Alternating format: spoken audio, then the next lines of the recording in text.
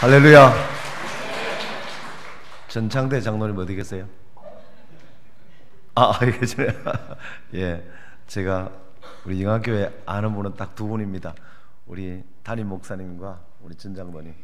전 장로님께서는 경대병원 이렇게 훌륭한 사역을 하시는데 제 관계가 되어서 너무 인격이 훌륭하시고 이렇게 이웃을 많이 돕는 사역을 하시는 훌륭한 장로님이 교육에서 감사하고, 또 담임 목사님 또 공부도 많이 하시고 또 인격이 저보다는 나이가 어린데 굉장히 훌륭하시고 또 겸손하셔서, 저는 원래 밖에 나와서 이렇게 설교를 잘 못해요. 또 해서 성공한 적도 별로 없어요. 별로 잘 안 나가는데 우리 담임 목사님께서 너무 귀한 목사님이시기 때문에 이렇게 또 오라고 하길래 제가 목사님 때문에 순종하면서 왔습니다. 오늘 왔는데, 예, 오늘 설교는 사실 담임 목사님이 설교 제일 잘합니다. 어느 교회든지 그 담임 목사님만큼 설교를 잘할 사람 아무도 없습니다. 그래서 저는 무슨 설교할까 그러다가 설교보다는 정말로 짧은 시간에 초미니 세미나 한다고 생각하시면 됩니다. 우리 교회에서 여기는 구역장이라 그러대요. 우리 교회는 목자라 그래요. 사랑방 목자기는 구역. 우리 구역장님들, 그러니까 사랑방 목자들 교육시키는 그 목자 세미나가 있는데 보통 일주일씩 해요. 하는데 그걸 아주 줄여서 정말로 30분짜리로 줄여서, 예, 그래서 간단하게 그렇게 전하는 것이 차라리 낫지 않겠는가. 설교는 목사님에게 들으시고, 예, 그래서 이제 오늘 제목이 성경적 교회론인데, 저는 교회를 잘 몰라요. 예, 목회하면서 잘 몰랐어요. 이제 제 간증을 좀 하면은 그다음 한번 올려줄래요? PPT 이렇게 한번 올려주세요. 그다음 내가 이게 없기 때문에, 예. 저는 군에 가기 전에 이제 서울에서 전자공학을 공부하다가 군에 갔습니다. 가서 우리 집은 예수 안 믿는데 군에서 예수 믿었어요. 철원 꼴짝이 정말 고생하다가 예수 믿고, 예수님이 너무 좋아가지고, 저는 동천제일교회 출신입니다. 혹시 아시는 분인지 모르겠는데 정말 예수님이 너무 좋아가지고 우리 집은 예수를 안 믿어요. 그래서 이제 제가 하나님 인도를 받았어요. 신학하라고. 그래서 이제 신학하려면 철학을 해야 된다 그러더라고. 그래서 철학하고, 지금 미국 칼빈 대학 계시는 강영한 교수님, 그때 이제 학부에 만나서 은혜를 많이 받았어요. 받고, 그래서 이제 저는 통합책이니까 우리 강나루 신학교, 우리 장신대 갔습니다. 근데 신학교 가서는 별로 은혜를 못 받았어요. 그때는 왜 그런지 잘 몰랐어요. 알고 보니까 그게 자유주의 신학이 엄청나게 들어있더라고. 예. 그때는 그게 문제인지 잘 몰랐어요. 뭐 세미나 가운데 뭐 꼭 예수님 안 믿어도 뭐 구원이 있다 이런 것도 막 얘기를 하고, 그래 고민이 많이 됐어요. 근데 신학교를 졸업하고 굉장히 고민이 많이 됐어요. 뭐 그 얘기를 하려면 깊고요. 그래서 목사를 그만해야 되나. 나는 예수님이 너무 좋아서 여기까지 왔는데 성경의 그 진정성이라든가 예수님의 유일성 이런 부분에 대해서 굉장히 회의가 들도록 많이 가르치고, 그래서 굉장히 고민이 많았어요. 제가 지금 목 감기가 3일 전부터 들었어. 오늘 교회도 이해해 주시길 바랍니다. 그런데 이제 고민하고 있던 차에 하나님이 저를 불쌍히 여기셨어.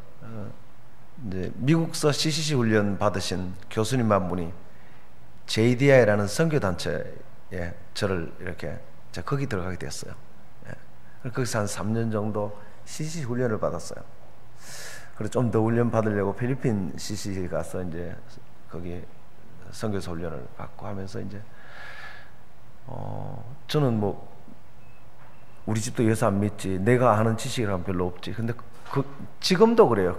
내가 뭐 신학도 제대로 진짜 개혁주의 신학을 별로 한 적도 별로 없고, 나 아는 지식 그게 전부예요.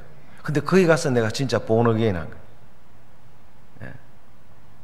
거기서 탈보 신학교 닐 앤더슨 목사님, 우리 담임 목사 탈보 신학교 출신인데, 그 목사님이 가르치는 Realizing the Power of Your Identity in Jesus Christ, 내가 누구인지 이제 알았습니다. 라는 그 이제 그걸 이제 들으면서 제가 그리스도 안에 있는 새롭게 거듭난 정체성, 복음으로 말미암아 정말로 거듭난 자가 누리는 그 어마어마한 자유와 복에 대해서 저는 처음으로 거기서 자유케 됐어요. 그 기쁨은 말로 다 못해. 그걸 어떻게 다 표현할 수 있을까? 신학교에서는 배울 수도 없었는데 내가 얼마나 울었는지 몰라. 거기서 처음으로 복음이 이렇게 위대하다면 이 복음을 전하는 교회가 얼마나 위대하며, 이 복음이 이렇게 위대하다면 이 복음을 아는 성도가 얼마나 위대하며, 이 복음이 이렇게 위대하다면 이 복음을 전하는 목사가 얼마나 귀한가. 거기서 처음으로 나는 성도의 자존감이 회복되고 교회가 귀한 줄 그때 처음 알았어. 그래서 그때 용기가 얼마나 용기가 났는지. 그래서 이제 한국으로 왔어. 그때 여기 명성교회 경대 북문 쪽에 거기 제가 전임 전사 부목사 거기서 했어요. 그리고 이제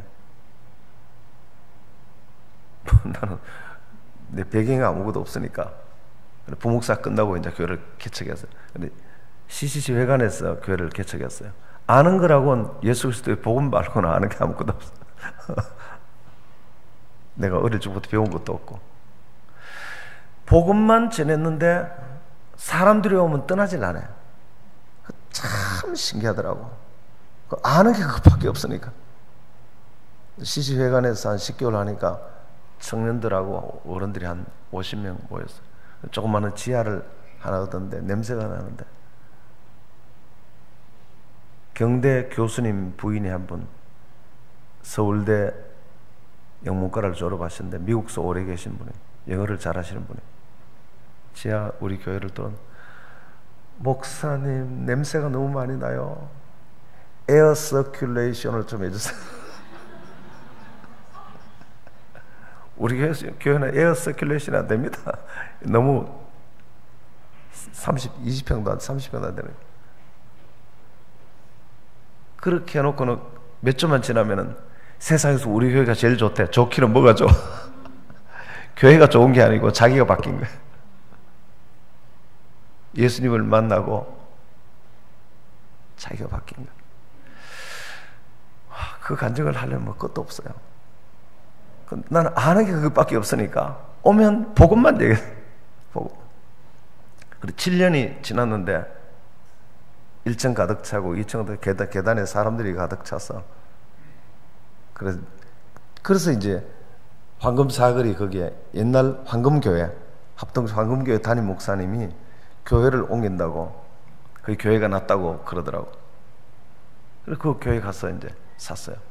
사서 옮기자마자 등록교인이 750명이 되고 출석교인이 350명이 되고 그냥 사람들이 오면 떠나지 않는 거예요. 그게 참 신기해요. 예. 사람의 힘으로 하는 게 아니고 와서 예수님 만나고 예수님이 좋고 예수님 만나고 내 문제가 해결되면 사람들은 교회를 떠나지 않더라고. 그래서 노예에서 장로님을 세운다 그러고 장로님 안 세우면 이단이라 그러더라고. 그래 우리는 또 그것도 모르고 장로님 세우려고 진짜 세웠어요. 세웠는데 노예에서 노회장님하고 오시더만 이 교회는 미조직 교회라 그러더라고. 미조직 교회가 뭡니까? 그러니까 당회가 없는 교회는 미조직 교회. 우리는 미조직 교회가 뭔지도 몰랐어요.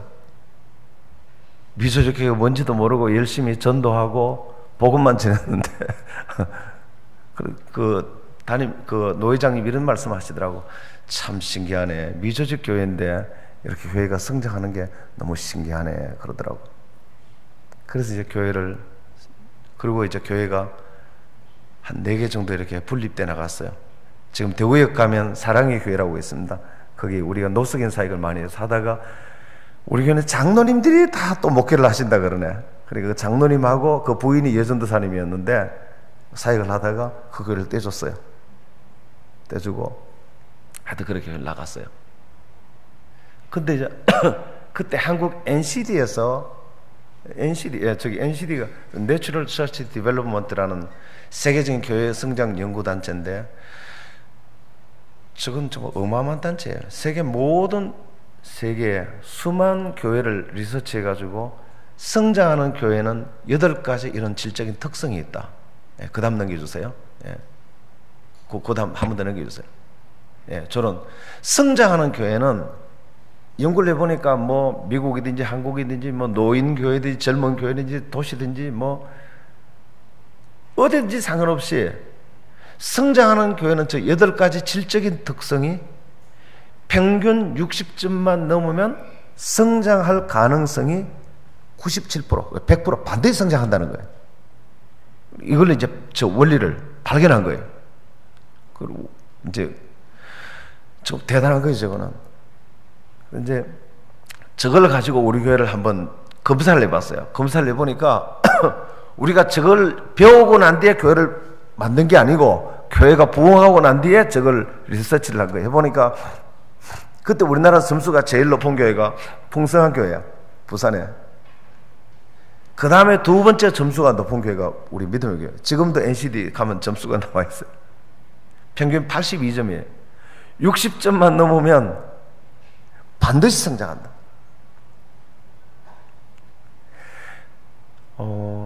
그런데 우리나라 대부분 교회 평균 점수가 몇 점이냐? 40점. 그리고 풍성한 교회는 점수가 너무 높아가지고 나 100점이 넘어가 버렸어. 그때 우리 교회 점수가 8가지 중에 어떤 점수가 제일 높았느냐?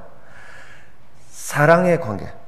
저 점수가 뭐 사랑하고 싶어서 사랑한 게 아니고 뭐 개척교회니까 뭐 사랑 안 하면 안 되니까 또 복음이 뜨거우니까 우린 뭐 아무것도 모르고 그냥 예수님이 너무 좋았어. 예수님이 너무 그냥 안 헤어지고 밥 먹고 같이 지내고 사택에서 같이 지내고 예.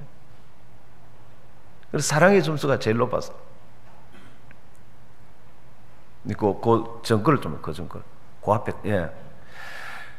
근데 NCD라는 이 단체는, 저걸 참고하면 참 좋습니다. 참 좋은데, 저는 교회뿐만 아니고 다른 기업체 하는 분들도 저 원리를 따라서 하면 모든 공동체는 똑같으니까요. 그래서 이제, 8가지 질적 특성 중에 다른 게 아무리 좋아도 그 중에 한 개가 치명적으로 점수가 나쁘면, 예를 들어서 8가지 중에 저 판때기가 8개라고 치면은 치명적으로 한 개가 낮으면 물을 아무리 많이 담아도 그 낮은 쪽으로 물이 다 새나가 버려요. 다 새나가 버려요. 다른 거 아무리 잘해도 한 개가 예를 들어서 뭐 예배가 은혜스러워도 사랑하지 않는다. 서로 시기하고 질투하고 그러면 건물 좋고 조직 좋고 직분 있고 뭐 아무리 해도 그 점수 이상은 성장하지 않아요. 참 놀라운 거죠. 오늘 이걸 발견하는 게 정말 놀라운 줄 믿습니다. 그리고 우리 교회는 그래서 생명체라는 거예요. 교회는 조직이 아니에요. 스트럭처가 아니고 오르가니즘, 조직이라는 거예요. 놀라운 거예요. 우리 몸이 죽을 때요, 다 하나빠 죽지 않고 하나 나쁘면 죽습니다. 심장 하나 나쁘면 다 죽죠. 교회가 꼭 같습니다. 교회가 다 좋아도 한 개가 치명적으로 나쁘면, 예를 들어서 영감 있는 예배 자리에 와서 영감이 아니고 영감이라 뜻은 하나님을 만난다. 그러면 그 이상은 성장하지 않아. 그러면 교회가 성장하기 위해서 잘 되는 거는 더 잘 되게 해야 되겠지만 진짜 성장하려면 뭐를 높여야 되겠어요? 제일 낮은 그걸 최소치라 그래요. 최소치를 높이면 최소치가 높아지는 만큼 교회는 성장한다. 우리 교회를 조사를 해보니까 저걸 보고 교회를 개척한 게 아니고 이미 성장한 이후에 리서치를 보니까 전체 평균 이 82점이 높았어. 그럼 뭐 때문에 그렇게 됐는가? 나중에 이제 한번 조사를 해봤는데 그 다음 넘겨줄래요? 예. 시간이 없어서 8가지 다 할 수는 없고, 근데 8가지가 다 중요한데 그거를 다시 4개로 모았어요. 다시 4개로. 성경적인 용어로 4개를 모았어요. 한번 따라할래요? 하나님 사랑, 이웃 사랑, 영혼 구원, 제자 양육. 예. 하나님 사랑, 이웃 사랑은 오늘 읽은 거 뭐죠? 이거 가장 위대한 계명, 가장 큰 계명이잖아. 그렇죠? 이 세상에 가장 큰 계명이 뭡니까? 하나님을 사랑하고 이웃 사랑하라. 그 다음에 마태복음 28장 18절에는 가장 큰 명령, 가서 제사 삼으라. 그리고 전도하라. 그리고 영혼 구원과 제사, 이 4가지를 소그룹에 가져오면, 교회 전체는 그렇게 표현하지만 소그룹에 가져오면 예배, 양육, 교제, 선교 이렇게 말할 수 있어요. 그래서 이 4가지를 합치면 NCD는 8가지로 최소치를 잡아내어서 높여야 되고, 교회가 성장하려면 이제 4개로 줄여서 소그룹에서는 저 4가지, 교회 전체 그룹에서는 방금 얘기 한번 따라서 하나님 사랑, 이웃 사랑, 영혼 구원, 제자 양육. 와, 보니까 영안교회가 오늘 저기 개척한 교회가 있는가 보죠? 그가 전도하고 복음 전도 열기가 정말 대단한 것 같아. 정말 대단한 것 같아. 어쨌든 영안교회가 이 4가지 수치가 다 엄청나게 높아지게 되기를 축원합니다.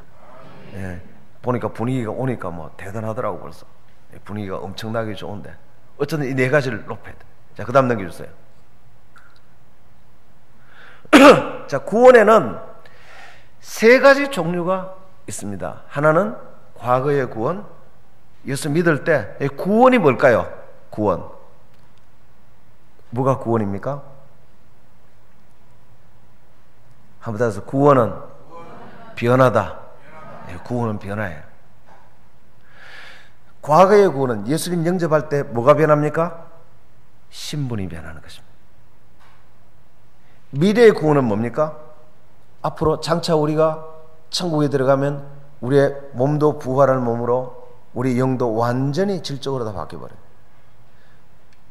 과거의 구원은 신분의 변화, 미래의 구원은 우리의 영과 육체가 완전히 바뀌는 거죠. 그럼 현재의 구원은 뭘까요? 이제 남은 건 현재의 구원. 현재의 구원은 뭘까요? 우리의 성품과 인격이 예수 그리스도를 닮아가는 변화를 말하는 것입니다. 자, 그러면 과거의 구원, 현재의 구원, 미래의 구원 중에 진짜 지금 신경 써야 될 구원은 어떤 구원입니까? 현재 구원이에요. 과거는 신경 안 써도 돼요. 이미 신분이 바뀌었으니까. 미래는 나중에 죽은 이후에. 현재 우리가 구원의, 교회가 가장 신앙에 중요한 것은 구원인데, 그 구원의 현재 구원이 중요한 줄 믿으시길 바랍니다. 그 현재 구원은 뭡니까? 나의 성품과 인격의 변화인 것입니다.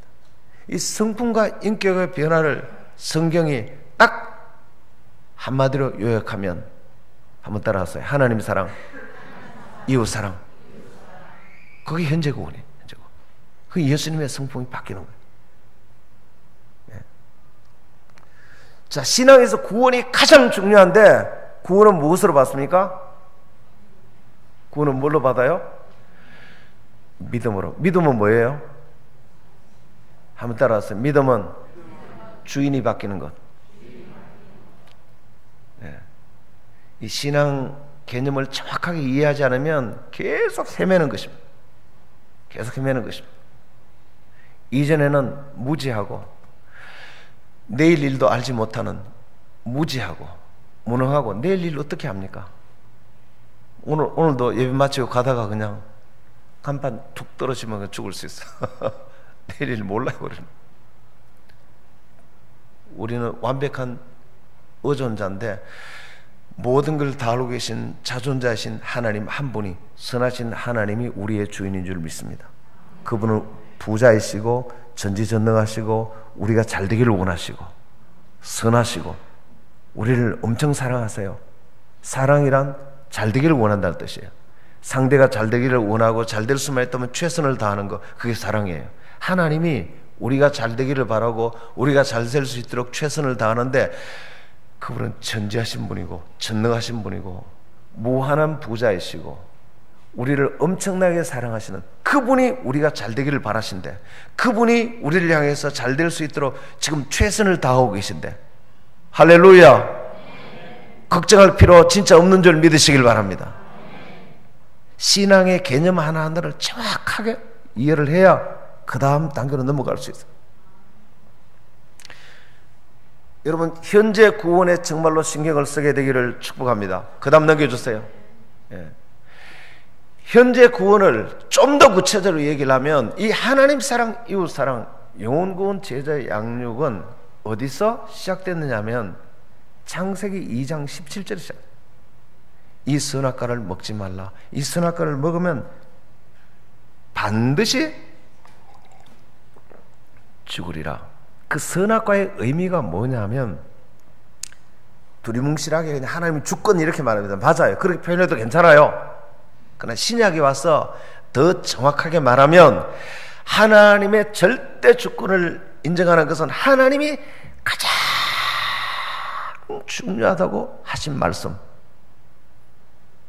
그것을 받들고 사는 것인 줄 믿으시길 바랍니다. 그것이 하나님이 우리를 보호하기 위해서, 그래서 선악과는 우리를 보호하는 거거든요. 16절에 보면 이 선악과를 지키면, 16절에는 이 에덴 동산에 있는 모든 것이 다 너희의 소유가 될 것이다. 이 선악과를 지키면, 다시 말하면 하나님 말씀하신 가장 중요한 언약을 지키면, 계명을 지키면, 하나님이 너희를 위해서 예비한 모든 것들을 초자연적인 기적과 은혜로 너희들을 공급하시고 도와주시고 채워주실 것이다. 할렐루야.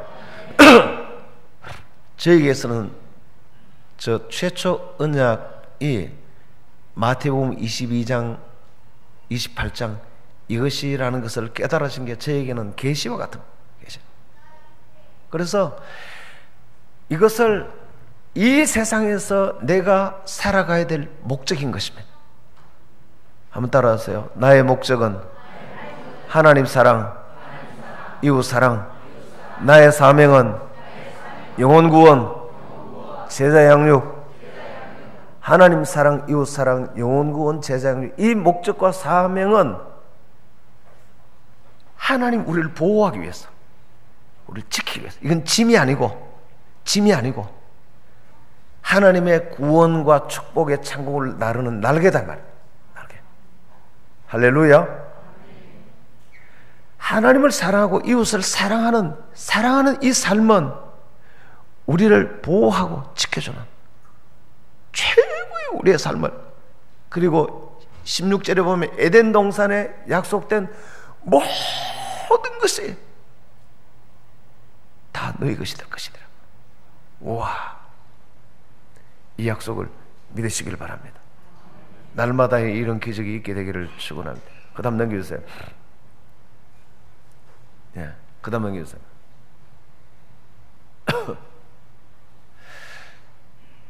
이 놀라운 구원을 주시는 분은 예수님 뿐이에요. 예수님이 이 세상에 유일한 최고의 희망인 줄 믿으시길 바랍니다.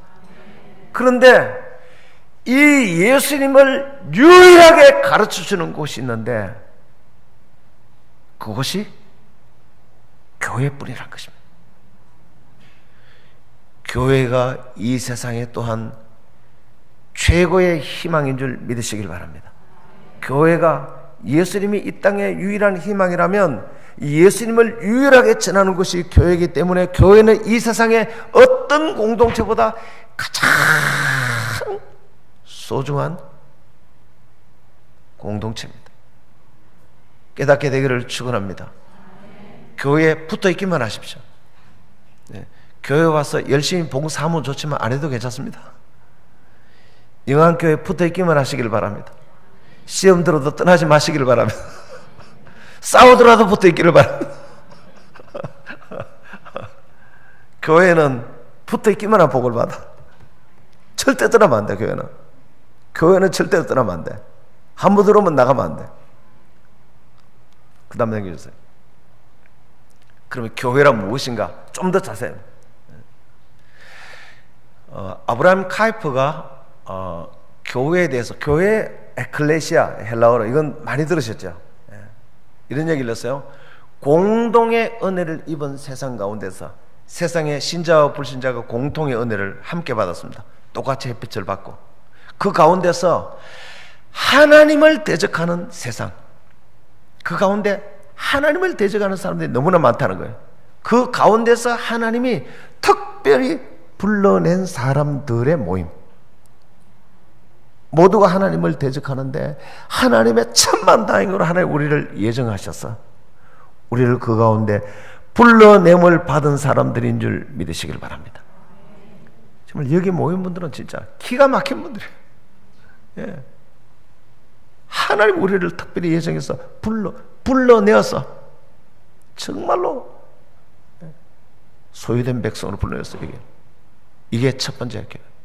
그럼 이들은 불러냄을 받았으니까 이 은혜가 너무 귀해서 하는 게 뭐냐면, 한번 따라서 하나님 사랑, 이웃 사랑, 영혼 구원, 제자 양육. 이 은혜가 너무나 크기 때문에 사도행전 교회를 보니까, 그 다음에 사도행전 최초로 시작된 형태적으로 나타나는 교회를 보니까 사도행전 이 네 가지를 사도행전 2장과 4장에 보니까 모이면 떡을 나누고, 모이면 하나님 말씀 듣고, 복음 전하고, 서로 사랑하니까 주께서 날마다 구원받는 자들을 더하게 했었더라. 할렐루야. 초대교회가 이 네 가지를 정확하게, 초대교회 NCD 가지고 점수를 매겨보면 정확하게 날마다 구원받는 자들, 서신서에 나타나는 것은 모임, 가족, 성전, 백성, 그리스도의 몸, 여러 가지 다른데 한마디로 말하면 공동체. 그 다음 넘겨주세요. 그 다음 넘겨주실래요?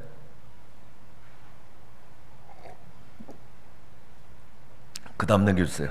했던 설명이고. 조금 전에. 그래서 교회가 해야 될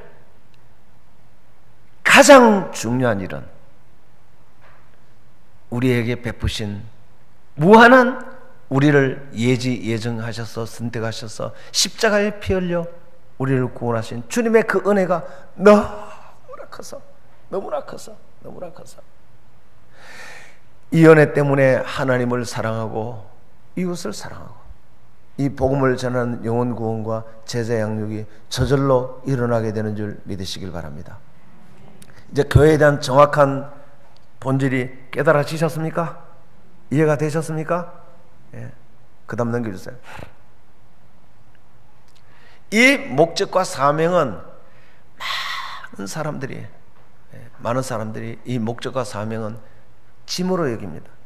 하나님 사랑, 이웃 사랑, 영혼 구원, 제자 양육은 짐이 아니라 그건 날개인 것입니다. 세상에서 가장 어리석은 잠자리 얘기 들어보셨습니까? 잠자리가 어느 날 태어나니까 덩어리에 뭐 4개가 붙었어. 왜 나는 이 무거운 게 붙었을까? 다 원망하고 그래서 죽을 때까지 이 조물주는 도대체 왜 이걸 만드셨는가? 그러면서 걸어다니면서 이것 때문에 내가 걸려서 내가 못 걸어다니겠다. 그러면서 걸어다니기에는 맞지 않는 너무나 가는 다리를 가지고 엉거주춤해서 날면 되는데 엉거주춤해서 한평생 고생하면서 걸어다니다가 한 번도 날아보지 못하고 죽었다는 얘기가 있습니다. 그게 바로 어리석은 잠자리 얘기입니다. 예. 전 잠자리에 날개를 달아준 것은 짐이 아니라 날으라고. 할렐루야. 날으라고. 놀라운 구원과 축복의 창공을 높이 날으라고. 하나님을 사랑하고 주님의 은혜를 알고 하나님을 사랑하고 이웃을 사랑하면 복음을 전하고 제자를 양육하면 우리의 삶 가운데 하나님의 구원과 하나님의 축복의 놀라운 창공으로 우리가 날 수 있게 되는 줄 믿으시길 바랍니다. 이 네 가지를 만약에 집중을 한다면, 네 가지, 그 중에 가장 낮은 게 뭔지를 찾아서 집중을 한다면 여러분의 인생에는 어마어마한 역사가 일어날 줄 믿으시길 바랍니다. 그 중에 다 할 수는 없고 짧게 지금 이웃 사랑에 대해서만 잠깐만 얘기하고 마치게. 우리 교회에서는 일주일 동안 하는 건데 30분 줄여서 하려니까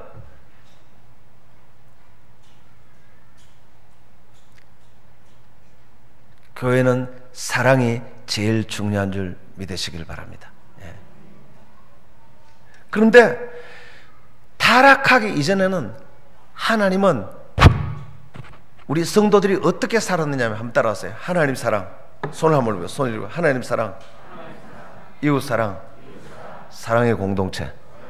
다시 한번 더 하나님 사랑, 이웃 사랑, 사랑의 공동체. 예. 하나님 우리를 그렇게 살도록 만드셨어요. 이게 최초 언약이기 때문에 사랑은 수단이 아니고 그 자체가 목적인 것입니다.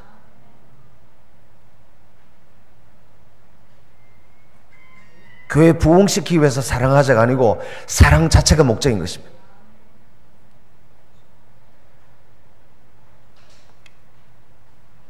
결혼해서 잘 살아보자가 아니고 부부가 사랑하고 살면 그 사람은 이미 성공한 줄 믿으시길 바랍니다. 사랑은 그 자체가 목적이에요. 많이 배웠든지 안 배웠든지 좋은 집에 살든지 새방에 살든지 진짜 사랑하며 살면 그 사람은 하나님 보시기에 완벽하게 성공한 사람이고, 그 이후로 이것이 최초 언약이기 때문에 이 언약대로 살면 하나님이 초자연적인 기적을 일으키셔서 계속해서 그때부터 공급이 일어납니다. 한번 해보세요. 진짜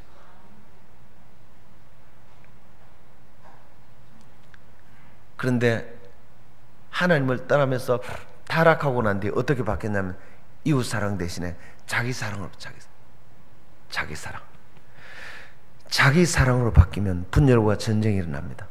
가인은 자기사랑, 자기를 사랑하는 가인은 자기를 사랑하는 게 얼마나 무서우냐면 자기를 사랑하면 시기하고 질투하고 자기 동생을 돌로 쳐 죽이는 것입니다. 자기 사랑에 이번에 화성살인 사건, 자기 사랑이 그렇게 무섭습니다. 자기 사랑의 결과는 살인인 것입니다. 여러분 한 주간 살면서 부부간에도 죽이고 싶은 생각이 들 때가 있죠. 영안교회는 없는 것 같아 보니까 목사님 너무 거룩하셔서 우리 교회는 많아요. 죽이고 싶은 생각을 일주일에 보통 몇 번씩 한대요. 자기 사랑이 그렇게 무섭습니다. 그래서 살인하고 두 번째 뭐죠? 책임 회피. 죽여놓고도 네 동생이 어디 있느냐? 모릅니다. 알면서도 내가 내 동생을 지키는 자니까. 그럼 네가 동생 안 지키고 누가 지키는데? 네가 동생 안 지키면 누가 지키는데? 영안교회를 3여전도의 권사님들이 안 지키면 누가 지킵니까? 영안교회 우리 성도님들이 안 지키면 누가 지킵니까? 자기 사랑 타락하면 내가 내 동생을 지키는 자입니까? 책임 회피. 그게 타락한 자의 길로 가는 거예요. 우리 교회에서 이 설교 듣고 당장 시골에 계시는 부모님 찾아가서 1년에 한 번도 안 가던 분이 새신자인데 이 설교 듣고 찾아가서 부모님 섬기기 시작하더라고요. 자기 사랑의 결과가 내가 내 동생을 내가 우리 목사님을 지키는 자면 성도님, 자기 교회 성도님들이 자기 목사님 안 지켜주면 누가 지켜주는데? 장로님들은 내가 성도를 지키는 자니까, 아니 장로님이 그럼 우리 성도를 안 지키면 누가 지켜줘요? 내가 내 남편을 지키는 자니까 아내가 안 지키면 누가 지키는다? 내가 내 아내를 지키는 자니까 남편 안 지키면 누가 지켜주는다? 타락하면 자기 사랑이 그렇게 무서운 것입니다. 그 재앙과 저주에서 벗어나려면 한번 따라하세요. 하나님 사랑, 이웃 사랑. 이웃 사랑은 짐이 아니고 저주와 재앙과 살인에서 우리를 보호해주는 어마어마한 날개인 줄 믿으시길 바랍니다. 이 이웃 사랑의 최고의 걸림돌이 뭔지 아세요? 개인주의인 것입니다. 많은 사람이 이기주의는 죄인 줄 압니다. 이기주의 죄 맞습니까? 이기주의는 뭐가 이기주의입니까? 자기 이익만 생각하는 사람. 그건 불신자도 죄인 줄 알아요. 그런데 개인주의가 죄라고 하면 고개를 갸우뚱합니다. 개인주의가 뭐 죄냐? 하나님이 명하신 최고의 명령이 사랑하라는 명령인데, 개인주의의 핵심은 뭔지 아세요? 나한테 신경 꺼라. 나한테 관심 가지지 마. 여보, 당신 나한테 관심 가지지 마. 당신은 당신대로 살고 나는 나대로 살고. 남편이 그럽니다. 당신 나한테 신경 끄라고. 부인이 그래도 남편한테 나한테 신경 쓰지 말고 당신은 당신이라고 나는. 오늘날 개인주의가 그렇습니다. 교회에요? 왔다가 예배만 드리고 싹 가버립니다.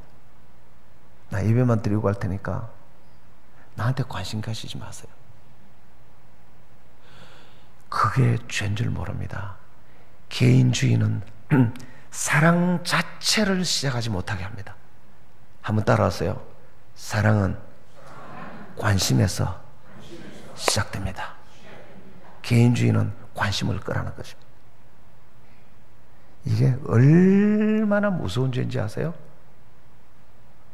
하나님이 사랑하라고 명령하셨는데 그 명령에 정면으로 반대편에 서는 거예요.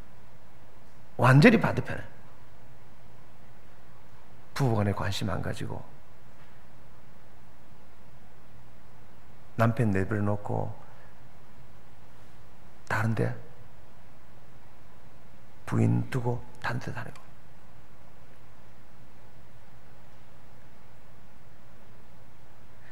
오늘날 교인들이 개인주의가 죄인 줄 알지 못합니다.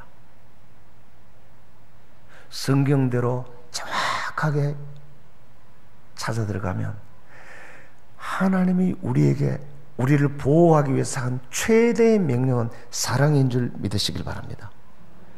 개인주의는 사랑 자체를 시작하지 못하도록 만들어버립니다. 하나님과 원수된 자리에 서는 것입니다. 정말로 무서운 것입니다.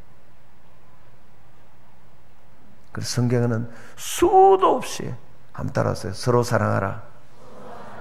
서로 용납하라. 서로 짐을 주라. 서로 용서하라. 서로 오래 참으라. 서로 존경하라. 서로 격려하라. 서로라는 단어가 얼마나 얼마나 한번 서신서를 보세요. 서로라는 단어가 너무너무 많이 나와.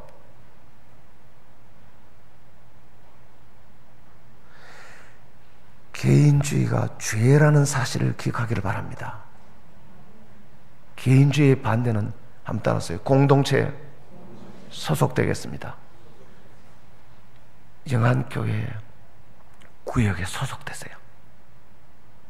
여전도에 소속되세요. 남전도에 소속되세요. 교회에 소속감을 가지세요.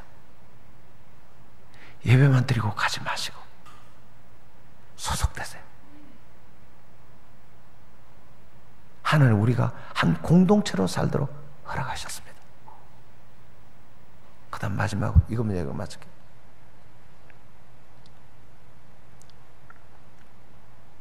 우리가 형제를 사랑하도록 만들어주는 가장 하나님이 쓰시는 최고의 도구는 우리 죄를 깨닫게 해주는 것입니다.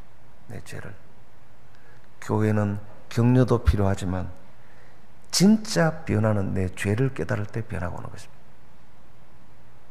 제가 아는 서집사님이라고 한 여집사님이 계십니다. 근데 그분은 인물도 잘났고, 그런데 결혼했는데 남편이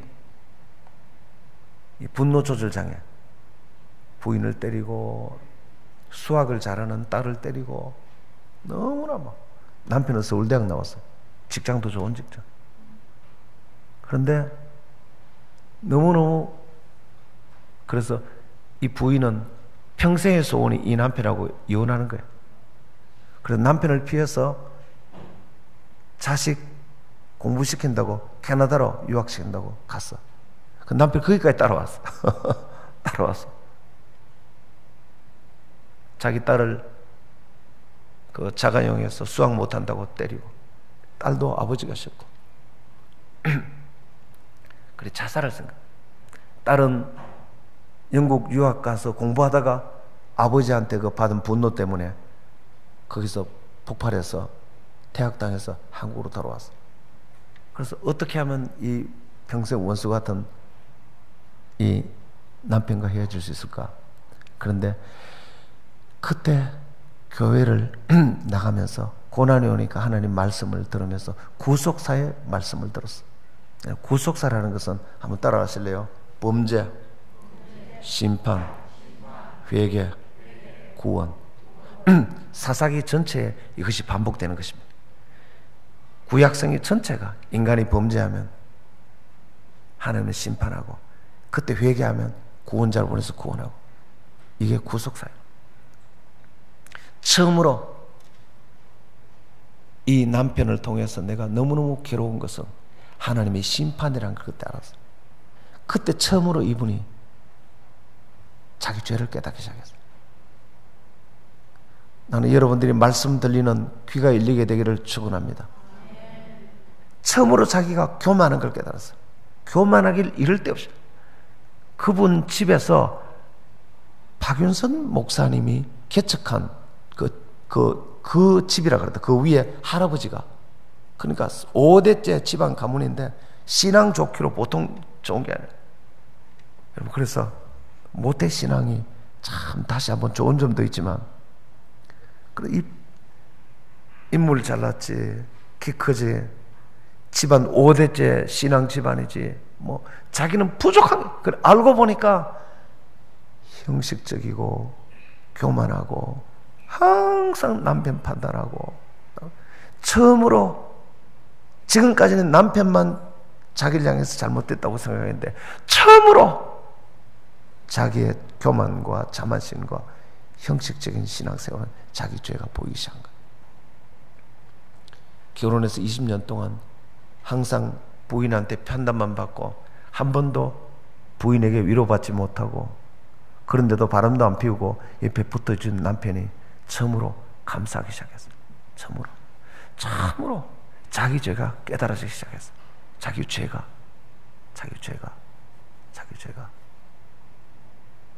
항상 그 프라이드.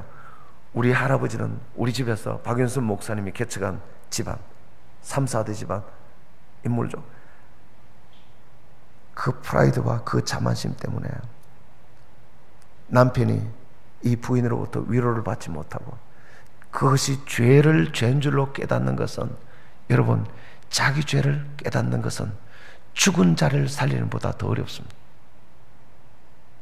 자기 죄를 깨닫는 것은 죽은 자를 살리는 보다 더 위대하다. 오늘 이곳에 계시는 분들이 저를 포함해서 자기 죄를 깨닫게 되기를 축원합니다.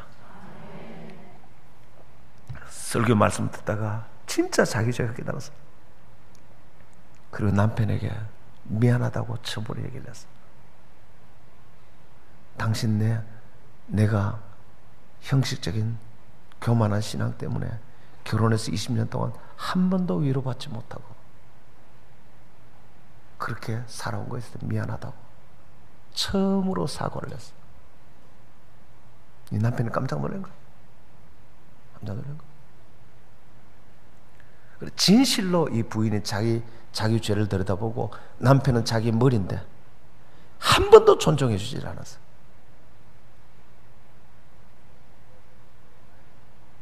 그것 때문에 남편이 더 분노하고, 결국은 이 부인이 회개하고 난 뒤에 그 남편과 완전히 서로 화합하기 시작했어요. 딸도, 부부가, 엄마 아버지가 치유되니까 딸도 회복이 되고 지금 교회 구역장 하시고 잘 신앙생활 하세요. 제가 여기 간증 하나 읽어드릴게요. 소옥자라는 분이 계신데 읽어드릴게요. 여집사예요. 나는 사촌 오빠에게 어릴 때 성추행을 당했다. 나는 내 몸이 더러운 몸이라고 생각하고 자살 시도를 했다. 그러다가 잘못되어 다리를 절게 되었다. 그래서 나는 늘 내가 더러운 몸이라 나보다 낮아 보이는 남편을 만나서 결혼을 했다. 남편은 나를 집착했는데 그것이 사랑인 줄로 착각하고 결혼했다. 그러나 남편은 망상과 어처증으로 고통을 나는 받았다. 그리고 아들을 낳았는데 자기 자식이 아니라고 괴롭혀서 성년이 되어서 유전자 검사를 했다. 그러나 병원도 믿지 않았다. 아들에게는 큰 상처가 있었다. 그러나 이 모든 사실이 아들이 군입대 전에 알아버렸다. 아들은 내가 외할아버지를 닮아서 자살의 영향으로 끊임없이 자살 생각을 하는 엄마를 두고 군에 가기가 두려웠다. 입대 후 3번째 이혼을 시도하고 결국 이혼을 했다. 그러나 협박에 못 이겨 다시 지옥 같은 집으로 다시 들어갔다. 6개월 살던 중 남편이 죽일 것 같아서 친정으로 도망을 와서 치매에 걸린 어머니를 동생과 함께 돌봤다. 그래서 교회를 나가기 시작했다. 처음 교회를 나갔는데 목사님 설교를 들으면서 하나님이 내 인생에서 100% 옳다라는 것을 처음 깨달았다.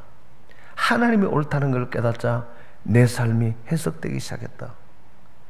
하나님께 불쌍히 여겨달라고 기도를 했고 처음으로 태어나서 회개하게 해달라고 기도했다. 예수 믿는 것이 기뻤고 모든 원망, 불평이 사라지기 시작했다. 주님 은혜로 주어진 환경에 감사하기 시작했고, 그러자 자살하고 싶은 생각에서 벗어나게 되었다. 이혼 후에 아들의 결혼식장에서 만난 남편이 무서웠다. 그러나 나의 연락처를 안 남편이 연락을 해서 두려웠다. 그러나 이제는 말씀이 있어서 잘 견디고 있다. 남편을 만날 때 순종의 언어를 쓰려고 노력한다. 그리고 목사님께서 용서하는 것이 남편에게 최고 복수하는 것이라는 말씀을 들었다. 그리고 어떤 일이 있어도 공동체를 깨면 안 된다. 공동체를 하나 되게 한다는 말씀을 들었다. 하나님 앞에 서니까 세상에 별 인생이 없다는 걸 깨달았다. 그리고 가정은 지킬 만한 희생의 가치가 있다는 걸 알았다. 그리고 말씀으로 매주 목사님 말씀을 통해서 무장했다. 처음으로 남편과 재결합할 생각이 들었다. 그리고 준비를 했다. 남편은 산더미 같은 쓰레기 집에 살다가 재개발로 9평 임대 아파트로 이사를 했다. 남편의 부탁으로 이사를 준비하는데 남편은 노숙자 그 자체였다. 앙상한 마른 모습을 보니 죽이고 싶은 미운 마음은 온데간데 없이 사라지고 처음으로 눈물이 쏟아졌다. 일하는 아내의 모습을 본 남편은 마음이 변해서 어머니 돌아가시면 완전히 합가하자고 했다. 새로 태어난 듯 했다. 꿈을 꾸는 듯 남편의 옷을 빨고 청소를 하고 된장찌개를 바글바글 끓이고 정성스레 상을 차리니 이러한 소소한 것들이 즐겁고 기쁘고 입술에 감사의 제사가 절로 나왔다. 이사 와서 남편의 생일 축하 가족 모임에서 아들이 엄마 아빠에게 복 주시라는 대표 기도를 하며 남편이 아멘이라고 화답하니 눈물이 앞을 가렸다. 오직 예배를 귀히 여기고 말씀을 귀히 여기고 사랑방을 귀히 여기고 죄 고백만 했을 뿐인데 최고 수지 맞은 인생을 하나님이 주셨다. 주님만이 상급인 줄 알고 머리인 남편에게 남편을 무시하고 그동안 외롭게 해서 미안하다고, 살아 있어서 고맙다며, 순종하며 가정을 잘 지켜내며 사망에서 승리로 이끌으신 하나님을 사랑합니다. 할렐루야. 교회는 격려 받기를 원합니다. 격려도 필요합니다. 그러나 근본적인 변화는 내 죄를 발견하는 것입니다. 할렐루야. 근본적인 변화는 내 죄. 세상에 자기 죄를 발견하는 자는 죽은 자를 살리는 것보다 더 위대하다. 더 위대하다. 찬송 한번 부를 수 있을까요? 우리 반주 한번 해주실래요? 아버지께로 나 이제 돌아가리라. 그 찬송 혹시 되세요? 아버지 주신 그 찬송 있죠?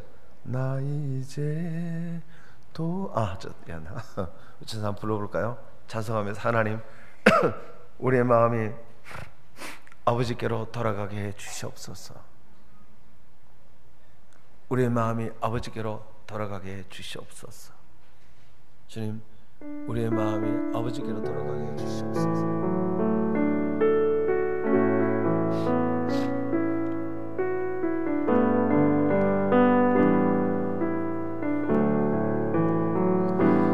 나 이제 돌아가리라. 아버지 기다리시는 양으로 나 이제 돌아가리라. 아버지 안아주시는 곳 향으로 나 이제 돌아가리라. 아버지 눈물 흘리신 품으로 나 이제 돌아가리라. 아버지 변치 않으신 품으로 나의 어리석음 지난 나를 이제 가슴 치며 회개하오니 나의 모든 죄를 용서하시고 그 사랑으로 감싸주소. 우리 마음은 다합니다. 우리 영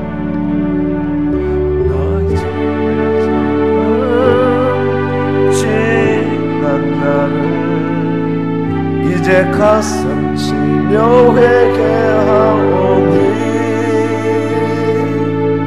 나의 모든 죄를 용서하시고 그 사랑으로 감싸주소서. 가슴에 손을 보세요. 눈을 감으시고 다 눈을 감으시고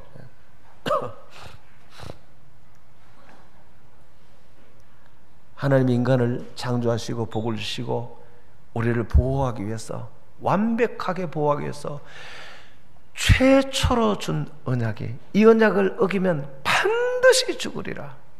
지키면 이 에덴에 너를 향해 예비된 모든 복이 제한 없이 공급될 것이니라. 하나님을 사랑하고 이웃을 사랑하라. 이 복음을 전하고 제자를 양육해라. 이것은 짐이 아니라 날개니라. 너의 삶을 완벽하게 보호하는 최고의 울타리니라. 사랑은 수단이 아니라 그 자체가 목적이니라. 사랑만 하고 있다면 너는 인생을 성공한 자니라. 하나님 보기에도 성공했고, 월급이 적어도 괜찮고, 많이 못 배워도 괜찮고, 달새방에 살아도 괜찮고, 진짜 네가 사랑하고 있다면 너는 영원히 성공했느니라. 그보다 더 성공할 수 없느니라. 최고 네 인생에 안전할 것이니라. 그보다 더 의미 있을 수가 없다. 그보다 더 가치 있을 수가 없다. 하나님의 상상할 수 없는 은혜가 끊임없이 공급될 것이니라. 하나님, 이 교회의 목적과 사명을 굳게 붙들고 살아가게 하옵시고 승리하게 하옵소서. 주여, 크게 한번 외쳐 기도합니다. 주여, 아버지 시간 기도합니다. 하나님, 이 시간 기도하옵나이다. 하나님, 우리 모든 성도들이 오늘 하나님 주신 이 놀라운 은혜와 이 놀라운 사명과 목적을 내 인생의 목적과 사명으로 알고 그렇게 살아갈 수 있도록 아버지 축복해 주시고, 아버지 그렇게 축복해 주시고, 하나님의 목적과 사명을 나의 목적과 사명으로 알고 아버지 하나님을 사랑하고 이웃을 사랑하고 영혼을 구원하고 제자를 영접하고 아버지 사랑의 공동체를 아버지 이어가게 하시고 내 가족들에 대해서 관심을 가지게 하시고 개인주의에 사로잡히지 않게 하시고 사랑이 최고의 계명인 줄 알게 하시고 아버지 사랑이 최고의 계명인 줄 알고 하시고 이 사랑이 최고의 계명인 줄 알고 아버지 그렇게 승리하며 살아갈 수 있도록 사랑이 최고의 계명인 줄 알고 승리하며 살아갈 수 있도록 우리 주는 그렇게 축복해 주시옵소서. 사랑이 최고의 계명인 줄 알고 그렇게 살아갈 수 있도록 아버지 그렇게 축복해 주시옵소서. 남편을 머리로 알고 살아가게 하시고 남편을 머리로 알고 귀하게 남편을 존중하게 하시고 아내를 내 몸처럼 살아가게 하시고 아내를 나 자신처럼 살아가게 하시고 아내를 내 생명처럼 살아가게 하시고 남편을 내 머리로 알고 남편에게 복종하게 하시고 아내를 내 몸처럼 사랑하게 하옵소서. 내 가정을 지키게 하시고 내 아내를 지키게 하시고 내 남편을 지키게 하시고 내 자녀를 지키게 하시고 영한 교회를 지키게 하시고 우리 목사님을 지키게 하시고 우리 장로님을 지키게 하시고 구역장을 지키게 하시고 우리 성도를 지키게 하옵소서. 내가 안 지키면 누가 지킬 것인가? 내가 안 지키면 누가 지킬 것인가? 이웃 사랑이 최고의 축복이며 최고의 보호의 울타리며 최고의 축복의 통로이며 하늘의 무한한 기적의 통로인 줄 믿습니다. 이것이 교회이며 이것이 교회의 목적이며 이것이 교회이며 교회의 목적인 줄 알고 살아가게 도와주시고 이 목적과 사명을 절대 잃어버리지 않게 하시고 이 목적과 사명을 따라 살면은 하나님께서 건강하게 부흥시켜 줄 줄 믿습니다. 예수님 이름으로 기도 올려옵나이다. 아멘. 할렐루야. 하나님께 박수 올리겠습니다. 감사합니다.